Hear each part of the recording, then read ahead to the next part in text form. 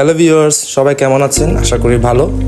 আজকে আমরা চলে এসেছি চট্টগ্রামের বিখ্যাত 100 বছরের পুরনো মাঠার দোকানে, যেটি মূলত অবস্থিত এনায়েত বাজারের জামে মসজিদের ঠিক অপোজিটে যে রাস্তা আছে সেই রাস্তার বাম দিকে। আপনারা আসলে দেখতে পারবেন, বা এখানে এসে কাউকে জিজ্ঞেস করলেই সবাই দেখিয়ে দিবে। যারা চিটাগংয়ে আছেন তারা তো অবশ্যই চিনবেন জায়গাটা, আর যারা চিটাগংয়ের বাইরে থেকে আসবেন তারা অবশ্যই লোকেশন ট্র্যাক করে আসবেন।